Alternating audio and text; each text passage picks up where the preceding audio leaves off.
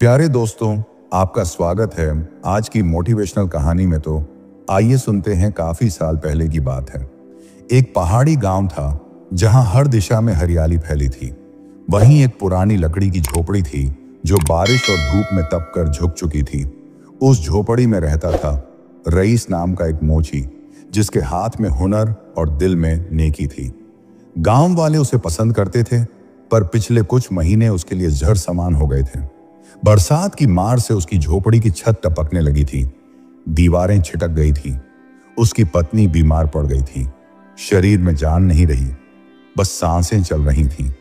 छोटा बेटा भूखा था, कांपता हुआ सिरहाने बैठा मां की तरफ देख रहा था। घर में न अनाज बचा था, न लकड़ी, न दवा और न कोई आसरा। हर कोने में अंधेरा था और चारों ओर सिरा सन्नाटा पसरा था। रईस चुपचाप बैठा रहा, आंखें भीगी, लेकिन दिल में एक उम्मीद अभी बाकी थी। उसने अपनी मां की दी हुई आखिरी चप्पल को उठाकर देखा। कहा, शायद यही मेरी किस्मत का आखिरी दरवाजा है। वह चप्पल पुरानी थी, घिस चुकी थी, पर उसमें कुछ बात थी। रईस की मां अक्सर कहा करती थी, बेटा, ये बरकत वाली चप्पल है। उसने उसे कपड़े से पोंछा, जूते के रंग से चमकाया और निकला बाहर। बादल घिरे हुए थे, पहाड़ी हवा में ठंड थी, पर रईस रुका नहीं। उसके पांव कीचड़ से भीग गए, मगर दिल में बेटे की भूख की आग जल रही थी। हर दुकान, हर नुक्कड़ पर जाकर उसने चप्पल दिखाकर कुछ मदद मांगी। कुछ लोगों ने उसे देखा, मुंह मोड़ लिया, कुछ हंस पड़े। कबाड़ है ये, किसी ने ताना मारा। मोची, इस चप्पल को जलाकर रोटी सेंक ले। रईस ने आंखों में आंसू लिए, लेकिन दिल में हिम्मत बांध रखी थी। गांव की सीमा पार कर वह शहर की तरफ चला गया, जैसे कोई सपना हो। और तभी एक वीरान कोने में उसकी नजर एक बुजुर्ग पर पड़ी, जो एक टूटी फूटी मीनार के नीचे ध्यान में बैठा था। उस बुजुर्ग के बाल सफेद थे, आंखें चमकदार, पर चेहरा बेहद शांत। रईस उनके पास पहुंचा और धीरे से चप्पल आगे बढ़ाई। कहा, बाबा, घर में भूख है, पत्नी बीमार है, क्या आप इसे खरीद लेंगे? बुजुर्ग मुस्कुराए और चप्पल को हाथ में लेकर गौर से देखा। फिर बोले, बेटा, ये चप्पल नहीं, ये तो एक मां की दुआ है। ऐसी चीजें बिकती नहीं, इनसे बरकत मिलती है। रईस चकित होकर देखता रहा, कुछ कह नहीं पाया। बुजुर्ग ने एक छोटी थैली उसकी ओर बढ़ा दी, जैसे कोई रहस्य सौंप रहे हों। कहा, तू नेक राह पर है, ये तेरे कर्मों का तोहफा है। रईस ने थैली खोली, उसमें 5 चांदी के सिक्के थे। उसकी आंखें भर आईं, उसे यकीन ही नहीं हुआ कि यह कैसे हुआ। बुजुर्ग बोले, अल्लाह देखता है और सही वक्त पर इनाम देता है। रईस ने बुजुर्ग के पांव छुए और हाथ जोड़कर शुक्रिया अदा किया। अब उसके मन में एक ही ख्याल था, जल्दी से घर पहुंचना। पर जैसे ही वह मुड़ा, एक कोने में एक बच्चा बेसुध पड़ा दिखा। उसके कपड़े फटे थे, शरीर कांप रहा था और सांसें धीमी थीं। रईस दौड़ा, उसे गोद में उठाया और पास की गली में हकीम की तलाश की। हकीम ने जांच कर कहा, इसे अभी दवा और खाना दोनों चाहिए। रईस ने थैली से 3 सिक्के निकाल कर रख दिए। बचा लीजिए इसे। हकीम ने इलाज किया। बच्चा उठ बैठा और थकी मुस्कान दी। रईस ने राहत की सांस ली और सिर झुकाकर अल्लाह को याद किया। हकीम बोला, भाई, तुमने इसे जिंदगी दी है, ये बहुत बड़ी बात है। रईस बोला, अगर मैं इसे छोड़ देता तो मेरी रोटी हराम होती। अब जो बचेगा उसे अपने बेटे के लिए रोटी लाऊंगा। अब थैली में सिर्फ 2 चांदी के सिक्के बचे थे। वह रास्ते में एक छोटी सी दुकान पर पहुंचा, जहां ताजा रोटियां बन रही थीं। खुशबू ने उसे और भूख का एहसास दिलाया, लेकिन जेब की हालत सामने थी। उसने दुकानदार से कहा, भाई, 2 रोटियां और थोड़ी दाल दे दो। दुकानदार ने पैसे गिने और सिर हिलाकर कहा, कम है। रईस ने आंखों में सच्चाई भरकर कहा, बेटा भूखा है, रहम करो। दुकानदार कुछ पल उसे देखता रहा, फिर मुस्कुराकर खाना निकाल दिया। कहा, तेरी आंखें झूठ नहीं बोलती, पैसे फिर कभी दे देना। रईस ने शुक्रिया कहा, खाना समेटा और घर की ओर चल पड़ा। रास्ते में एक बूढ़ी अम्मा मिली, जो प्यास से बेहाल थी। रईस ने खुद दुकान से पानी मांगा और उन्हें पिलाया। अम्मा ने दुआ दी, बेटा, तेरे घर में रोशनी कभी कम ना हो। रईस अब घर के पास था। पांव थके थे, लेकिन दिल में नई ऊर्जा थी। झोपड़ी का दरवाजा खोलते ही बेटे की आंखों में चमक आ गई। अब्बा! वो दौड़ा और पिता के गले लग गया, जैसे जमाने बाद मिला हो। रईस ने खाना निकाला, बेटे को खिलाया, खुद सिर्फ पानी पिया। पत्नी ने कमजोर आवाज में कहा, आज कुछ अलग लग रहे हो तुम। रईस मुस्कुराया, अल्लाह ने आज मुझे रास्ता दिखाया है। पत्नी की आंखों से आंसू बह निकले, वह कुछ बोल न सकी। रईस ने थैली से आखिरी सिक्का निकाला। ये है हमारे कल की शुरुआत। उस रात पहली बार घर में उम्मीद ने दस्तक दी। बेटा हंसते हुए सोया और पत्नी को गहरी नींद आई। रईस खिड़की से बाहर आसमान देखता रहा, जिसमें सितारे झिलमिला रहे थे। उसने मन ही मन कहा, अब मेरी राह बदल गई है। अगली सुबह वह गांव के मंदिर गया, जहां संत साधु बैठते थे। उसने वहां जाकर भगवान के चरणों में सिक्का चढ़ाया और सिर झुका दिया। कहा, हे मालिक, मैंने एक भूखे को रोटी दी, एक प्यासे को पानी। अब जो कुछ भी होगा वह तुम्हारी मर्जी से होगा। मंदिर के पुजारी ने रईस को देखा और पास बुलाया। पूछा, तू वही है ना जो कल शहर में किसी बच्चे को बचा रहा था? रईस ने हैरानी से पूछा, आपको कैसे पता? पुजारी ने कहा, उस बच्चे का पिता शहर का बड़ा सौदागर है। वो तुझे ढूंढ रहा है तेरा उपकार चुकाने को। रईस को विश्वास नहीं हुआ, पर उसने पुजारी से पता मांगा। वह हाथ जोड़कर घर लौटा। पत्नी से कहा, आज कुछ अनोखा होगा। बेटा बोला, अब्बा, आप सच में कोई चमत्कारी आदमी हैं। रईस उसी दिशा में शहर की ओर फिर निकला, लेकिन अब उसकी चाल बदली थी। हर पग में आत्मविश्वास था, जैसे कोई राजा हो जिसके पास कुछ खोने को नहीं। वह सौदागर के बंगले के बाहर पहुंचा। द्वारपालों ने उसे पहले रोका, पर जैसे ही सौदागर का बेटा बाहर आया, उसकी आंखों में चमक आ गई। अब्बू, यही हैं जिन्होंने मुझे बचाया था, वह चिल्लाया। सौदागर दौड़ा आया और रईस के पैरों में झुक गया। आपने मेरे बेटे को नई जिंदगी दी है। आप मेरे लिए फरिश्ता हैं। रईस सकपका गया, बोला, मैंने तो बस इंसानियत की थी। सौदागर ने कहा, मैं तुम्हें खाली हाथ नहीं लौटने दूंगा। उसने अपने नौकरों से कहा, इन्हें अच्छे कपड़े दो, खाना दो और आराम कराओ। रईस को एक कमरे में ले जाया गया, जहां पहली बार वह मुलायम बिस्तर पर बैठा। वह खुद से ही पूछ रहा था, क्या यह सपना है? शाम को सौदागर ने उसे बुलाया और एक दस्तावेज उसके सामने रखा। यह मेरी पुरानी मोची की दुकान है, अब यह तुम्हारी है। रईस की आंखें फटी रह गईं। मगर मैं सिर्फ एक मामूली मोची हूं। सौदागर हंसा, अब तुम वही मोची हो जो इंसानियत का सबसे बड़ा ताज पहनता है। मुझे न पैसे की जरूरत है, न एहसान की, सिर्फ नेक लोगों की जरूरत है। रईस ने कांपते हाथों से दस्तावेज लिया और शुक्रिया कहा। सौदागर ने पूछा, क्या तुम अपना परिवार यहां लाना चाहोगे? रईस बोला, अगर यह सच है तो मेरा हर सपना यहीं बस जाएगा। उस रात रईस ने पहली बार एक तकिए पर सिर रखा। उसकी बीवी को एक वैद्य ने देखा और सही इलाज शुरू किया। बेटे के लिए दूध, खिलौने और किताबें आ गईं। रईस अब केवल मोची नहीं रहा, वह अब एक मिसाल बन गया। दिन बीते, हफ्ते गुजरे और अब रईस की दुकान मशहूर हो गई थी। लोग दूर दूर से उसके हाथ की बनी चप्पलें लेने आते। उसने कभी कीमत नहीं बढ़ाई, कभी जरूरतमंद से पैसे नहीं लिए। हर सुबह वह दुकान खोलने से पहले मंदिर और मस्जिद दोनों में माथा टेकता। उसके दरवाजे पर एक तख्ती लटकती थी, नेकी का सौदा मुफ्त है। हर शुक्रवार को वह सौदागर के बेटे को स्कूल छोड़ने जाता। सौदागर ने एक दिन कहा, तू अब मेरे परिवार का हिस्सा है। रईस ने विनम्रता से कहा, मैं तो बस एक मोची हूं, पर दिल से अमीर। उसकी पत्नी अब स्वस्थ थी और गांव से आई उसकी बूढ़ी अम्मा भी उसके साथ थी। रईस रोज बेटे को सिखाता, हर भूखे को खाना, हर प्यासे को पानी देना। चप्पल अगर ठीक कर सकता है किसी का सफर, तो वह सबसे बड़ा काम है। गांव में अब लोग उसकी मिसाल देते, मोची रईस जैसा बन। एक दिन गांव का वही सरपंच शहर आया और दुकान के बाहर रुक गया। उसने रईस को पहचान लिया। आंखें फटी की फटी रह गईं।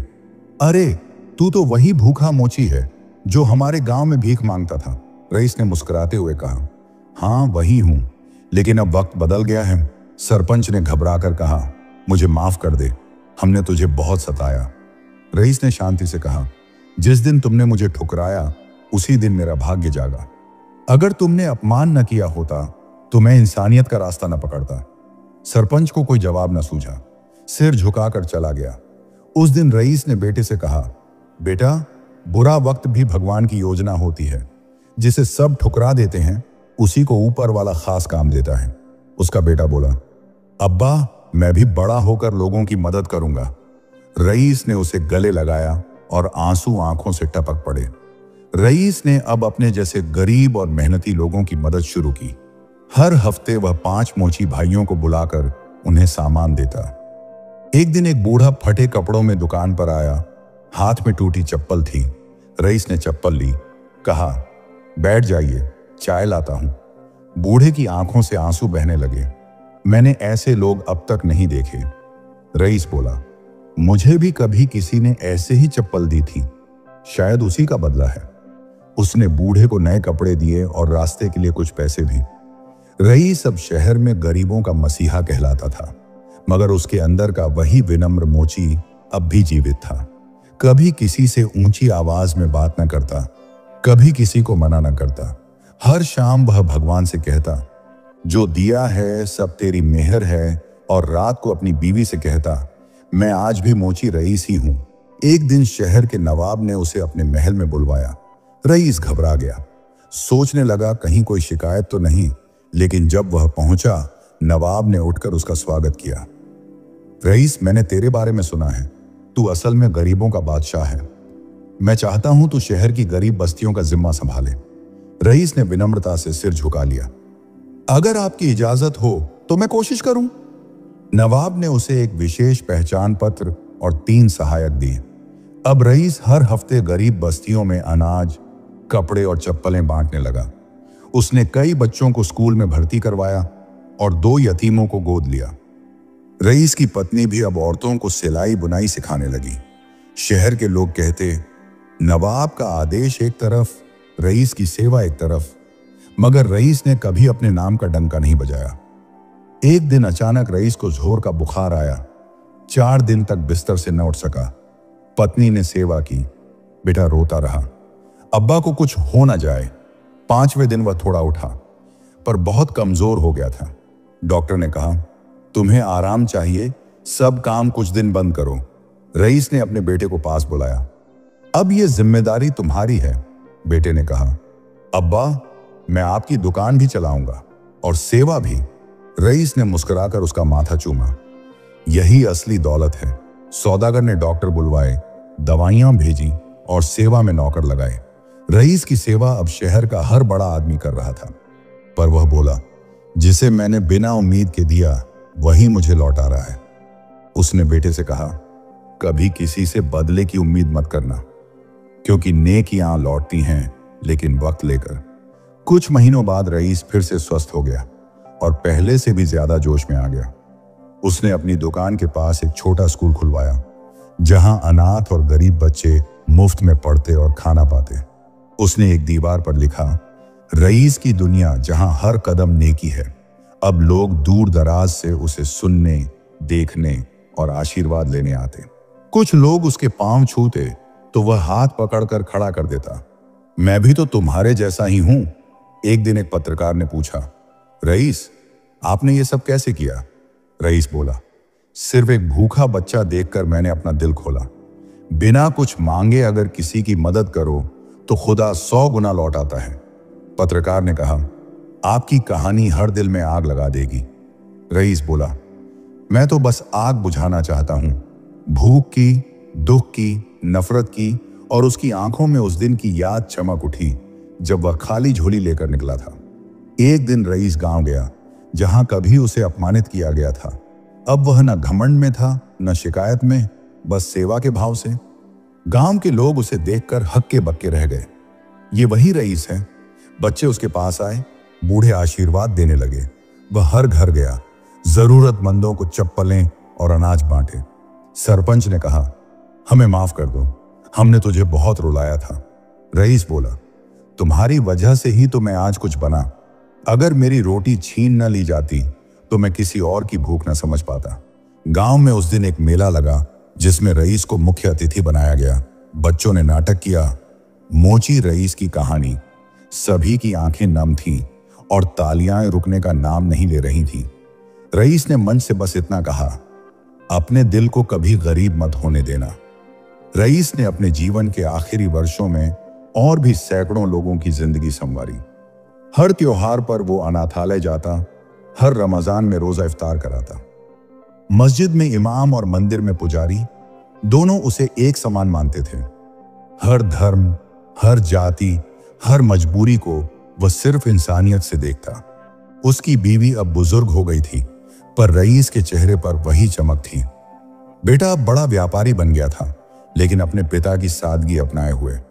एक दिन बेटे ने कहा, अब्बा, आप कभी अमीर क्यों नहीं बनना चाहते थे? रईस बोला, मैं बहुत अमीर हूं, बस सिक्कों में नहीं, दिलों में। हर वो चेहरा जो मुस्कुराता है मेरी मदद से, वही मेरा खजाना है।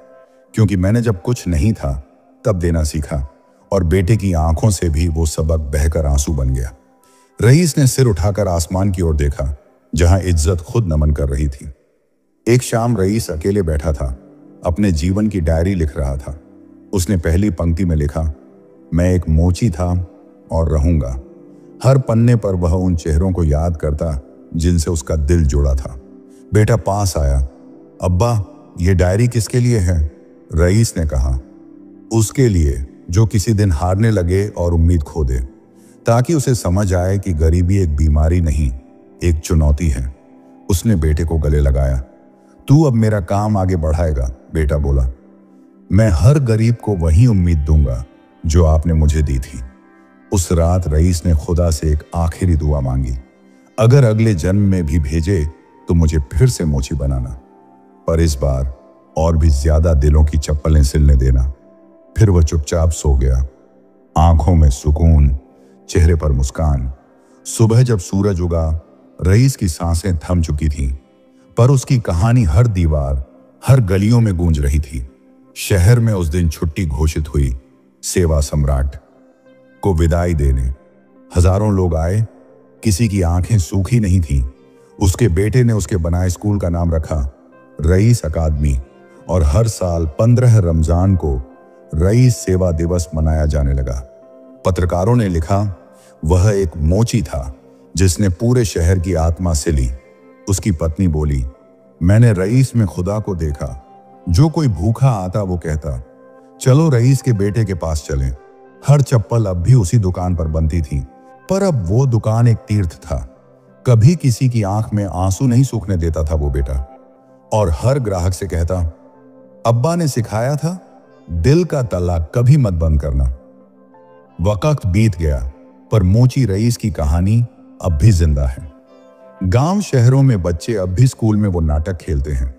उसका नाम अब किताबों में है, रईस वह मोची जिसने खुदा को जीता।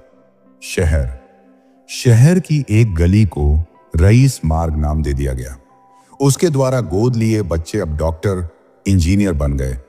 सब अपनी अपनी जगहों पर रईस की सेवा नाम से एनजीओ चलाते हैं।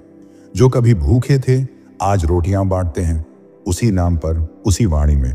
हर ईद और दिवाली पर उसकी दुकान पर दिया जलाया जाता है। लोग उसके बेटे से मिलकर बस यही कहते, तुम्हारे अब्बा अब भी हमारे दिलों में हैं। रईस की कहानी ने सबक दिया, इज्जत चप्पल में नहीं, चरित्र में होती है। वो मोची बनकर भी बादशाह था, क्योंकि उसने इंसानियत का ताज पहना था, और यही था उसका सबसे बड़ा मुनाफा, जो किसी बाजार में नहीं बिकता। तो प्यारे दोस्तों, ये थी आज की मोटिवेशनल कहानी।